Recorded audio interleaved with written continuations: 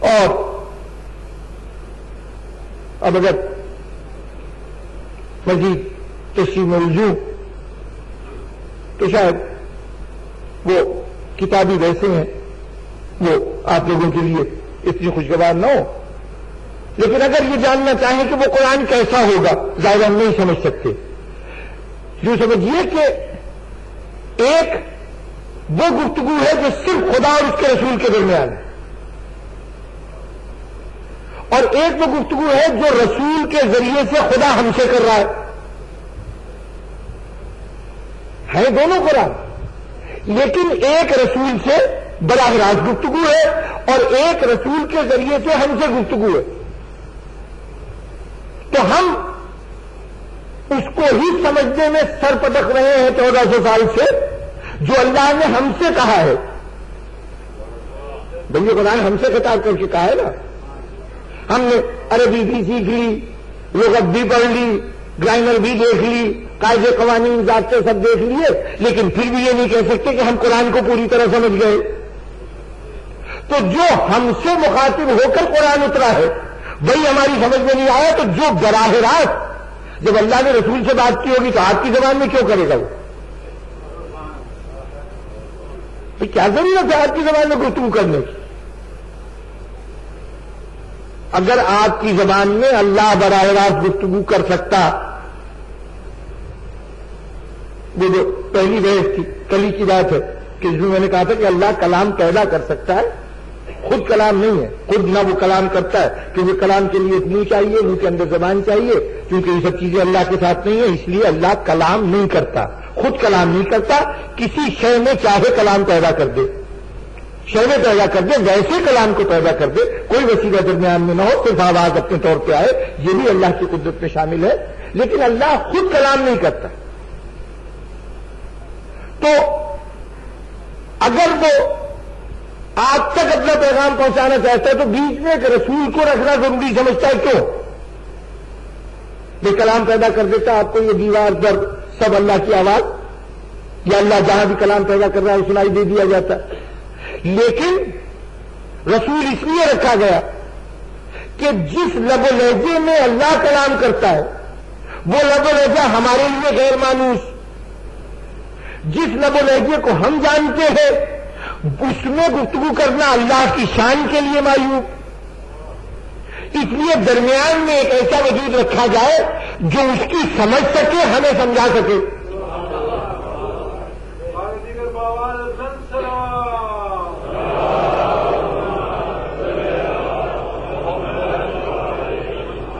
اگر براہ راست وہاں سے بات ہم تک آ جاتی تو درمیان کے وسیلے کی ضرورت نہیں تھی.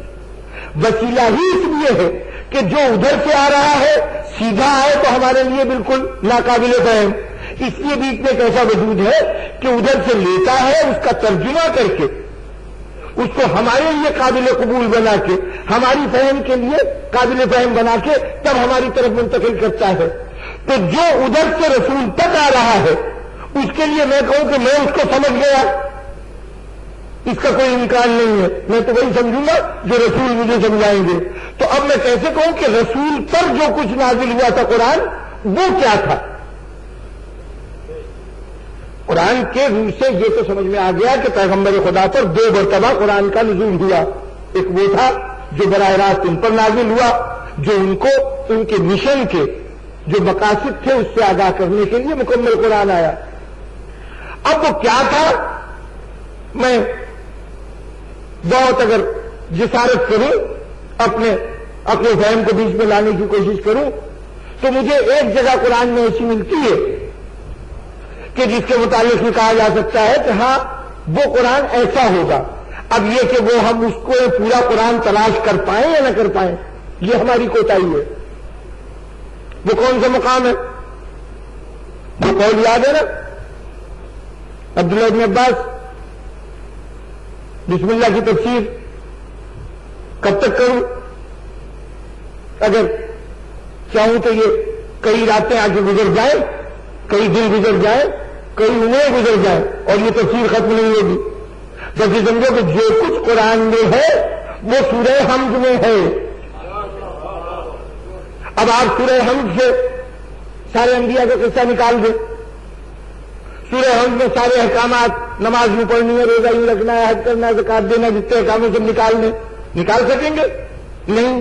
لیکن خود قرآن بھی کہہ رہا ہے، اور علی ابن ابی طالب کی تائید سے بڑھ کر کون سی تائید ہو سکتی ہے، کہ قرآن میں جو کچھ ہے وہ سورہ حمد میں ہے۔ آپ پورا قرآن سورہ حمد سے نہیں نکال سکتے، لیکن علی کو نکال سکتے تھے، جو کہہ رہے ہیں کہ سب کچھ اس میں ہے۔ تو جو کچھ قرآن میں علی نکال سکتے ہیں سورہ حمد سے، آپ نہیں نکال سکتے۔ تو جس نے علی کو قرآن پڑھایا ہے،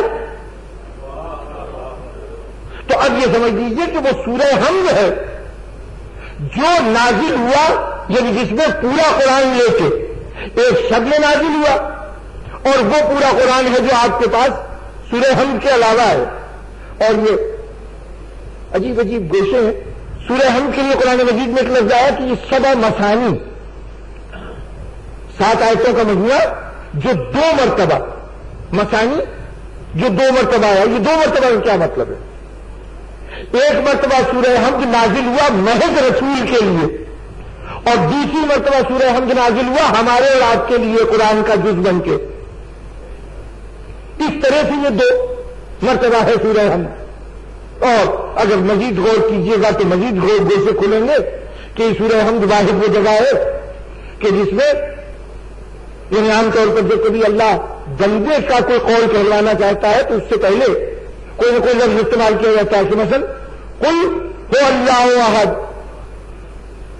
یہ کہہ دو کہ اللہ ایک ہے۔ اگر لوگ کوئی بات کہتے ہیں اللہ اس کو نقل کر رہا ہے تو قالوا ان للہ و انا الیہ راجعون، کہتے ہیں کہ ہم سب اللہ کی طرف سے ہیں اور اللہ کی طرف پلٹ کے جانا ہے۔ تو جب بندے کا قول نقل کرتا ہے یا بندے کو کچھ کہلوانا چاہتا ہے اللہ، تو پہلے ایک اشارہ دیتا ہے، قل اقرا بسم ربک الذی خلق۔ تو اب اقرا وہ حکم ہے کہ اس حکم کے بعد اب تمہیں کہنا ہے بسم ربک الذی خلق۔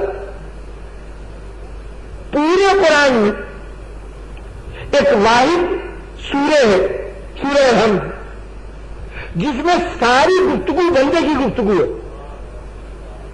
اس میں سے کون سا جملہ ہے جو اللہ کا ہے؟ اللہ کہے گا یہ کہنا مجھے، ہم تیری مدد چاہتے ہیں، تیری عبادت کرتے ہیں، یہ کہنا صحیح، ہم تیری عبادت کرتے ہیں، تجھ سے مدد چاہتے ہیں، یہ کیا اللہ کہے گا؟ ساری گفتگو بسم اللہ سے شروع ہو کے ذالین تک، ساری گفتگو بندے کی زبان سے، پروردگار تو ہمیں ہدایت فرما یا ہدایت کے راستے پر، صراط مستقیم پر ہمیں قائم رکھ۔ اب صراط مستقیم پر قائم رہنے کی دعا ہم مانگیں گے یا اللہ مانگے گا؟ ساری سورہ دعا ہے۔ تو جناب میں اگر یہ کہوں کہ پورے قرآن کے مزاج سے ہٹ کر مزاج ہے سورہ حمد کا، ایسا لگتا ہے چیز ہی الگ ہے۔ اچھا ادھر تو یہ مسئلہ ہے، اور ادھر وہ اقرا کی 5 آیتیں جو بار بار سامنے آ جاتی ہیں، وہ جو سب سے پہلے نازل ہوئی، پڑھو اس رب کے نام سے جس نے تمہیں خلق کیا، جس نے تمہیں الگ سے پیدا کیا، پڑھو اس کے نام سے جو بڑا کرم والا ہے، بڑا شان والا ہے، بہت معزز ہے۔ پڑھو اس کے نام سے جس نے تمہیں وہ کچھ سکھایا جو تمہیں نہیں آتا تھا، اور جس نے تمہیں قلم کے ذریعے سے تعلیم دی۔ انسان کو قلم کے ذریعے سے تعلیم دی۔ ہر جگہ کہا جا رہا ہے پڑھو اس کے نام سے، پڑھو اس کے نام سے، پڑھو فلاں کے نام سے۔ یہ سب کچھ کہا جا رہا ہے، یہ نہیں بتایا جا رہا ہے کیا پڑھو۔ ادھر حکم ہے، حکم پر عمل کرنے کے لیے کام نہیں ہے، اور ادھر صرف بیان ہے بندے کا۔ اس کی تمہید میں نہ یہ ظاہر ہے کہ یہ کوئی بندہ کہتا ہے، نہ یہ کہا جا رہا ہے کہ بندے ایسا کہیں، یعنی یہ کہا جاتا ہے کہ میرے بندے ایسا کہتے ہیں، نہ یہ کہا جا رہا ہے کہ تم یہ کہو۔ تو ایک طرف صرف حکم ہے یہ کام کرو پڑھو، اور دوسری طرف ایک عبارت ہے جس کو پتہ نہیں چلتا، یعنی کم از کم وہ اللہ کی نہیں ہے، وہ بندوں سے متعلق ہے۔ تو کیوں نہ سمجھیے کہ جب یہ حکم آیا تھا کہ پڑھو تو مطلب یہ تھا کہ وہ قرآن جو ہم تمہارے سینے پر پہلے نازل کر چکے ہیں اب اسے پڑھ دو. اور وہ قرآن کیا تھا؟ یہی سورہ الحمد. چنانچہ اقرا میں حکم تھا اور اس میں تعمیر تھی. ادھر کہا گیا اقرا اس میں ربک الذی خلق، اور ادھر رسول نے کہا بسم اللہ الرحمن الرحیم الحمدللہ رب العالمین.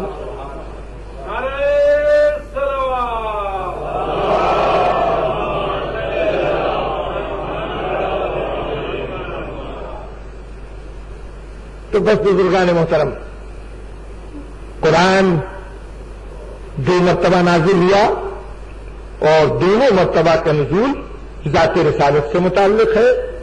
ایک ابتدائے تبلیغ میں قلب رسول تک، اور یہ ابتدائے تبلیغ بھی میں نے کہہ دیا.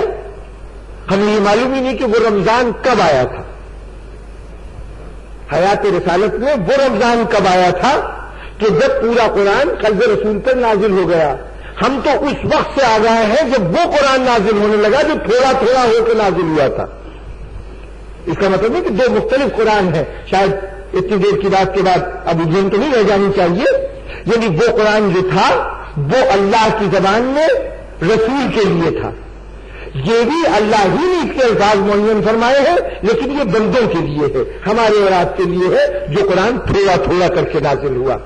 یہی وہ قرآن ایسا تھا کہ اگر پہاڑوں پہ نازل ہوتا تو ریزہ ریزہ ہو جاتے. اس قرآن کے لیے یہ بات نہیں ہے. اس کی آیتیں آخر ہم تک پہنچ رہی ہے، یہ ہمارے وجود کو ریزہ ریزہ نہیں کرتی. تو اس کا مطلب یہ ہے کہ وہ قرآن وہ تھا کہ جو ایک لمحے میں نازل ہو تو صداقت کے اس وزن کو کوئی پہاڑ بھی نہیں اٹھا سکتا تھا. تو اب اگر وہ الجھن، میں نے ابتدا میں کہا تھا کہ میں آج اس الجھن کی بات کروں گا کہ جو قرآن مجید کے ارشادات کی روشنی میں ذہنوں میں پیدا ہوئی تھی. تو اگر یہ بات رفع ہو گئی ہو تو اب مجھے آج کی گفتگو کو ختم کر کے اب باب مسائل میں قدم رکھنا ہے.